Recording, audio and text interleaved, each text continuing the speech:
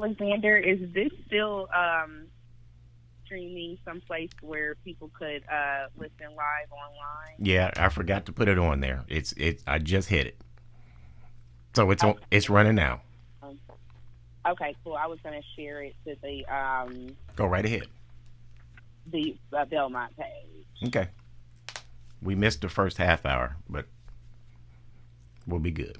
Yeah, yeah, and then it is.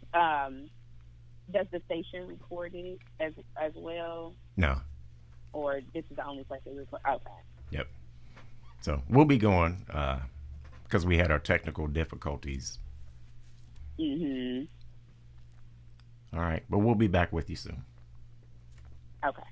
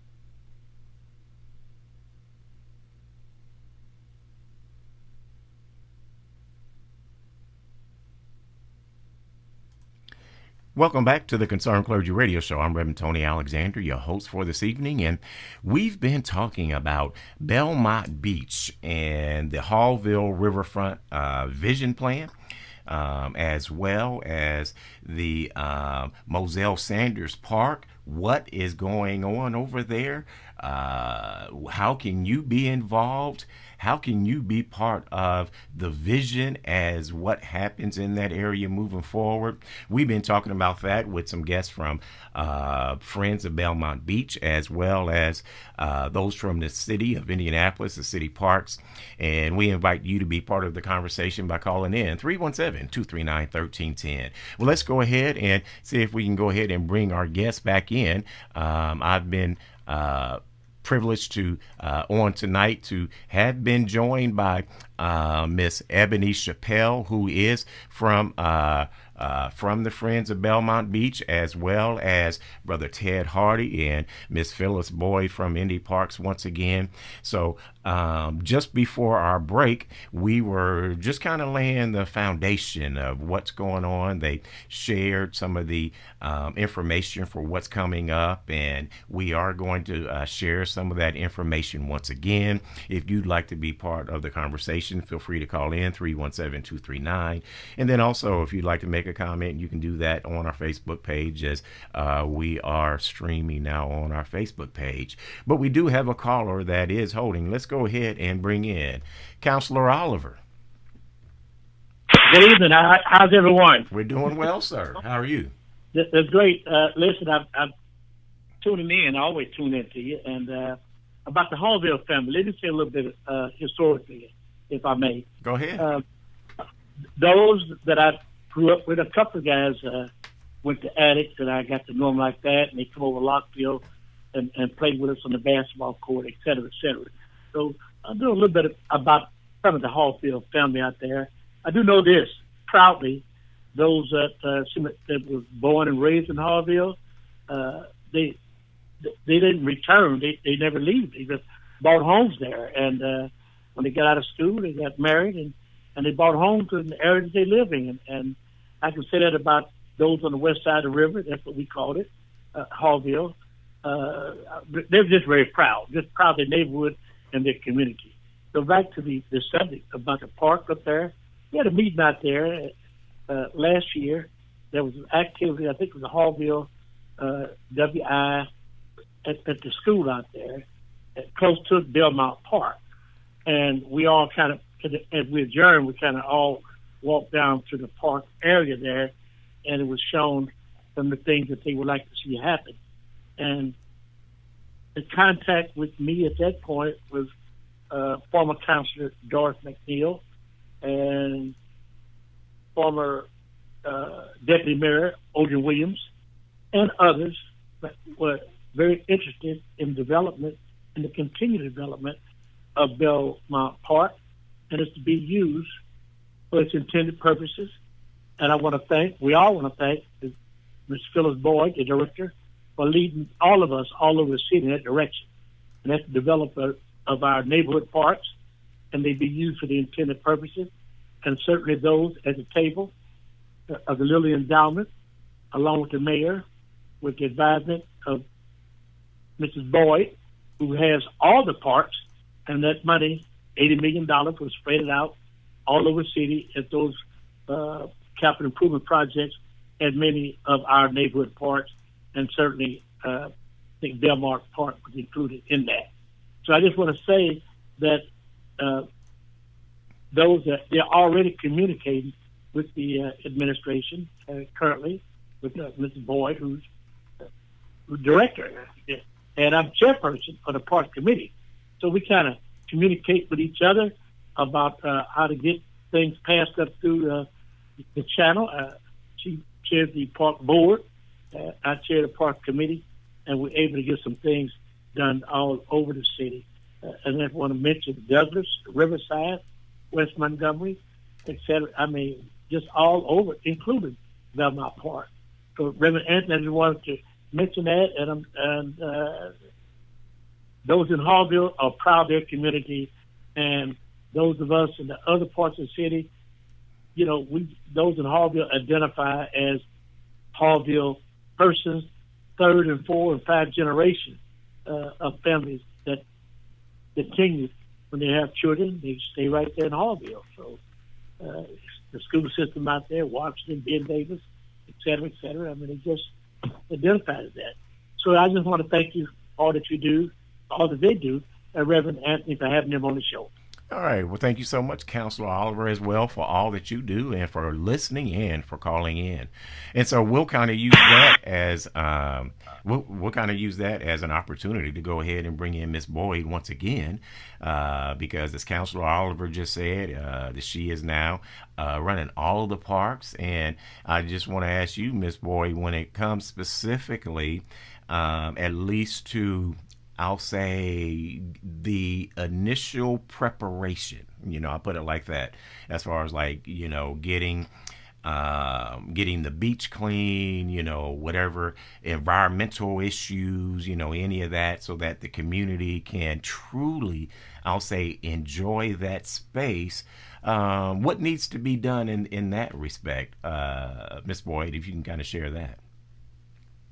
Well, let's just step back a second, because right now, actually, Indy Park, Belmont Beach is not officially an Indy Park.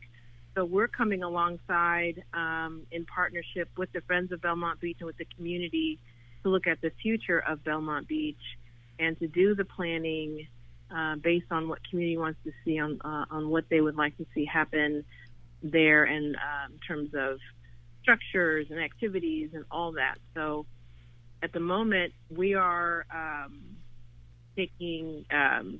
we're walking alongside, and we're not making any decisions about what needs to happen right now at Belmont Beach. We're in listening mode. Well, I think the community could really appreciate that as well, knowing that their voice is going to be important in the process. Absolutely. And Reverend Alexander, I just wanted to jump in on that to talk a little bit about how Belmont got cleaned up to this point. And Ted can speak a lot to this because he was outside. I mean, a lot of us were outside helping to clean all of that up. But Ted, if you want to talk a little bit about how it got to the point where it's functional now, I think that could provide some context there. Yes. Just to speed up the story a little bit, in around 2018, myself and a couple other people were doing different events in Haughville and in the area on the west side. One in particular, Robert from Indy Convergence, had called me and told me that he was working on a project on White River, and would I be interested in just having a conversation and joining a few meetings? That sped up. We finally started getting a little team together. I know Mr. A couple other people from the city, Visit Indy. We're just having a conversation about how can we bring the community together at this space and make it something. Because at this time, me personally, I didn't know about the beach part of that space. So initially coming in, we knew we would have to get a lot of community buy-in, and honestly, with the community buy-in, I didn't know we would be doing the work. And that's kind of what Edney was going into. It was a lot of us, probably about, I would say, a good solid 15 to 20 of friends, family members, and some good citizens around Indiana that just came out and really got hands-on. Like, if you go out on the space right now, there's some fire pits that was handmade. We have a mobile trailer that we turned into, like, our art trailer / powerhouse. We got some shade sails out there that my brother and cousins literally had to use his pickup truck. The poles are so big, we had to use his pickup truck just to carry them a couple feet. We have Greg Harder, which is coach, is still out there daily keeping that process going by trimming and keeping the grass up. So it's really been a big community buy-in, and we're starting to see a lot of people coming to volunteer to help us keep and continue to keep this park clean.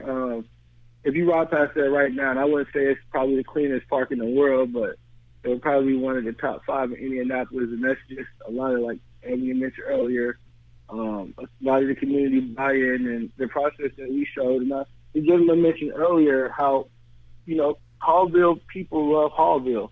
I don't know how to explain that. I don't even know what the word for it is, but it's a genuine love. And when we have a thing like that, we can just come together and I would just say joy. That's one thing we focus on. We turned it from this story of dump to the story of joy through that process. So, Ebony, you can add to any of that as we move forward in that process. Absolutely. So, it was a lot of really long nights and early mornings and all of that stuff trying to get the beach up to where it is now. And it is a very beautiful space. So everybody come out and enjoy it. So to go from that to now be sitting in the spot where we are now, being able to continue building this partnership with Indy Park, thinking about what the future of that space can be, with us working together to make it a permanent part, in addition to investing in Moselle Sanders, is just, it's a huge blessing, and it just feels like being there at the right time. Ted and I both are children of Haughville. I'm 3rd generation Haughville. I think Ted is like 4 or 5 generation Haughville. We both graduated from Ben Davis High School. So being able to graduate from school, graduate from college, go on to start our careers, but then come back and really, support our community in this way, and literally put our hands to it, is just like beyond amazing. And then to have the support of the city behind us and behind this community while still allowing the community to have a voice is a blessing. And I just think it's perfect timing. Even having Phyllis running the parks department at this point, it just feels like, man, we lucked up with the best list of things to make something like this successful at the time that we're in right now. So it just feels really, really great. Well, one of the things that definitely impressed me when I did, see Brother Ted, as he, was recognized and acknowledged, for the work that you all are doing at that film showing. What really impressed me is the fact that you were doing just that. You guys were doing the work yourselves.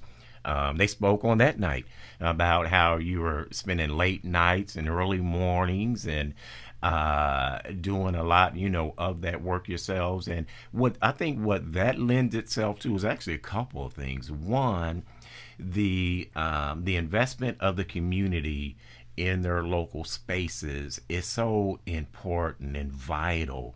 I would say to all areas, in other areas, as folks are looking at what do we do with our parks or our green spaces that we have that may not be utilized and things such as that. And then also, what I love about it is, for so long there may have been, a particular spin on what Haughville's all about. And then, when I look at this, I'm like, that community is saying we care about our community. I mean, that community is saying, hey, we're going to make a difference in our community. That community, I mean, you are saying that we are proud of this area and where we come from, and we're proud to the point to, what we're going to do, what Councilor Oliver said, we're going to invest our time, we're going to, stay in the neighborhoods, and then we're going to demonstrate to even those coming behind us what it means, what the importance is, and then how they can be involved as well. Because I notice you got a lot of young folks that are involved. You're doing a lot of events that are encouraging youth to participate. I think that is so. I think it's great, and I think it's important, and I think it also gives them, I would say, a sense of ownership, pride, understanding, and saying, I want to be a part of that. And it also helps them care about their community when they see that you all care so much as well.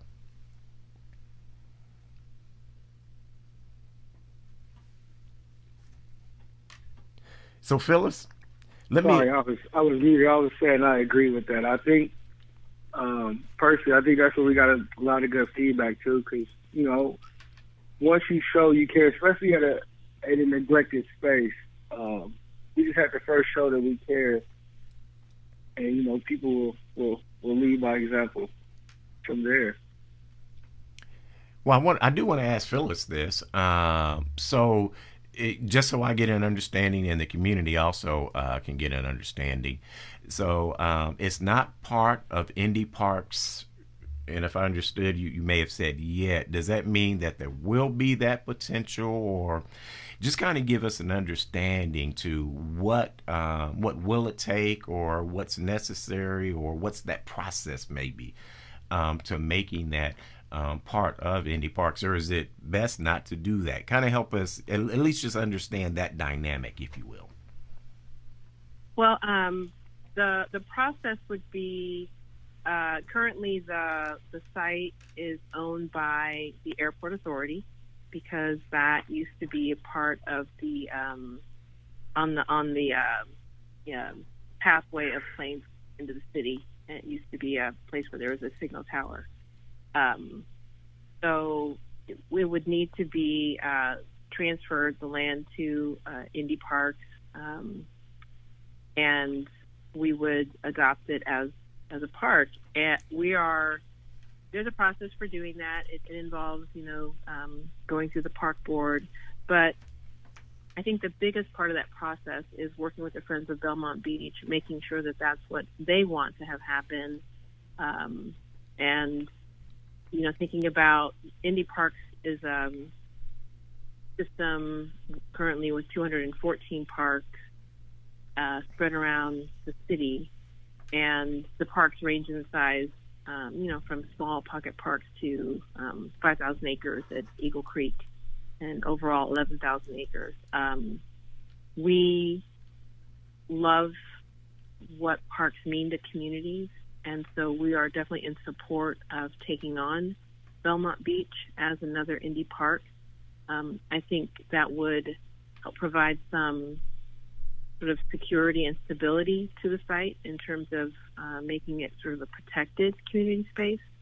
So there's nothing set in stone, but Indy Parks is very open to having Belmont Beach become a part of the Indy Park system. And I'm sure, Abney, you would like that as well. So definitely having I'll say, after our very first season of Belmont Beach, this year's 2023 is our third season of Belmont Beach, and after the first season, we brought the entire team together because it was only intended to be a 10-month experiential process, so it wasn't even intended to last as long as it has at this point. So after that first season, we learned that we would be allowed to continue on for a second year. So we sat down and we talked about what do we want the future to be. And there were so many different ideas that floated around, and having it remain a park and having it be supported by the park system is definitely something that has been a desire of the Friends of, but in a way that doesn't take away the voice of the community and still allows us to be a key decision maker.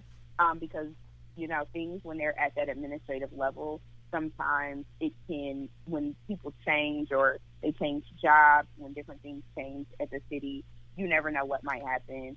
So being able to maintain the community voice at the table, no matter what the business end looks like, is what's most crucial and most important to us. So we have great conversations. There are still a lot of things at play and a lot of things in the works. But being able to maintain that community voice is one of the things that is at the forefront of our minds as the Friends of Belmont Beach, and also making sure that this remains an amenity that Haughville and the West Side gets to enjoy, so that they don't feel like something is being created in their neighborhood to benefit people outside of their neighborhood.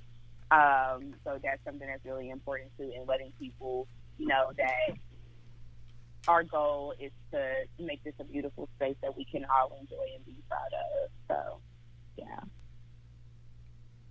So once again, Brother Hardy, you talked earlier, and we're going to be getting close to our time here, but you spoke earlier about what was going on at the end of the month, and I want to give you another opportunity to go ahead and share that once again, because I want to make sure that we definitely have, where people know what's going on, when it's happening, and then all your, contact information and all that stuff. If you are, if you're listening and you want to know, okay, how can I, get more information, you can go to Belmont Beach, that's BELMONT, Beach, INDY.org. You can go there and you can see there's a couple of videos there that kind of outlines the history. It also talks about what some of the events that are coming up and how you can get involved. And Brother Hardy, you had mentioned some of those events, so why don't you go ahead and share that, once again, what's upcoming here, and how can folks come and see what all you're doing. Are you there, Brother Hardy?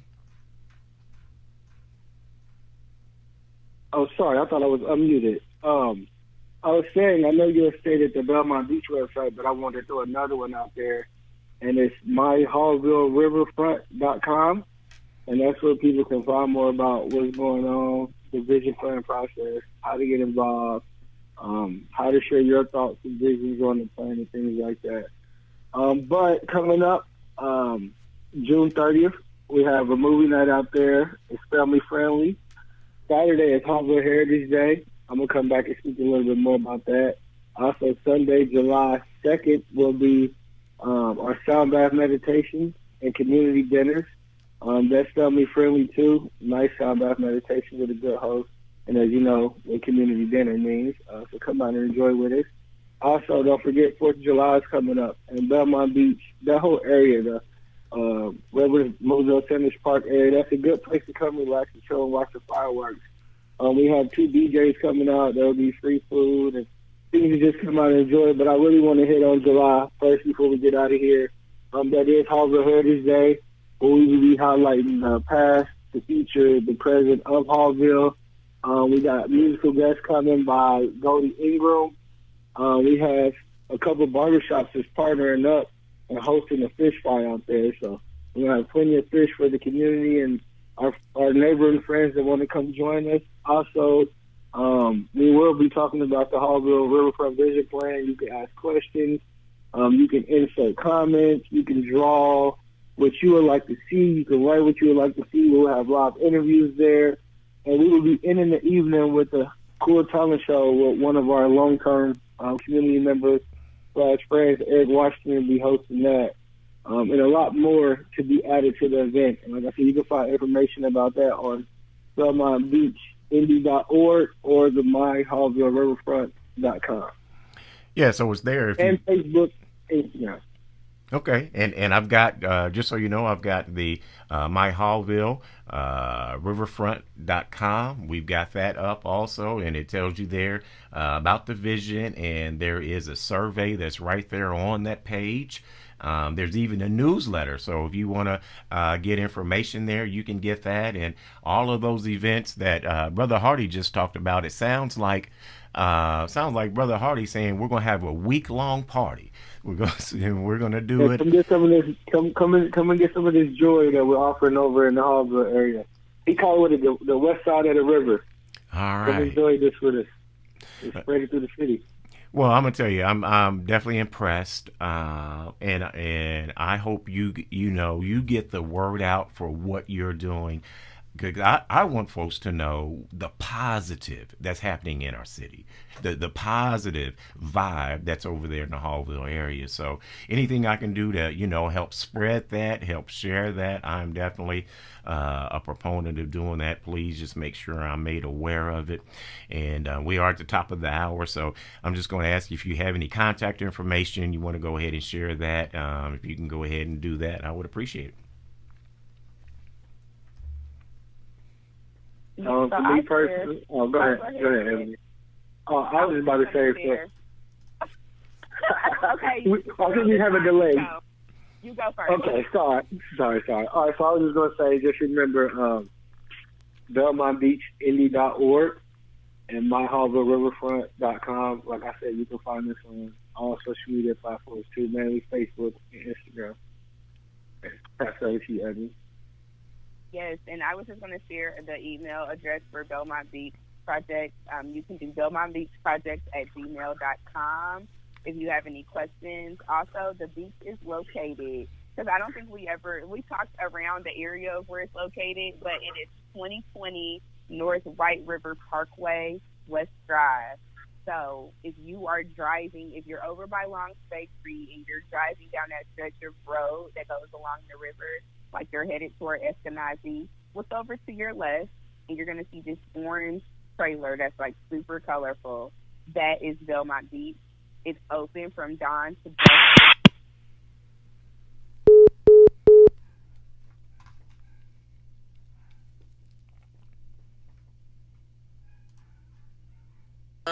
We just ask that you clean up after yourself. People do so well out there. People clean up after themselves. They take care of the space. So we are really, really blessed by that. But yeah, BelmontBeachProject@gmail.com. Also, the address is 2020 North White River Parkway, West Drive, right across the street from School 63 at the corner of Belmont and White River Parkway. All right. Thank you for all that you shared on tonight. We're at the hard top of our hour. Once again, we had our friends of Belmont Beach joining us on tonight. I encourage you, get out there, see what they're doing. Next week, lots happening, and we invite you to be part of it. So we thank all that have listened to us on tonight and have been with us on Facebook as well. I want to thank Ebony, Brother Hardy, as well as Phyllis. Once again, appreciate all that you do. And for our listening audience, we pray that you be blessed. Have a great evening.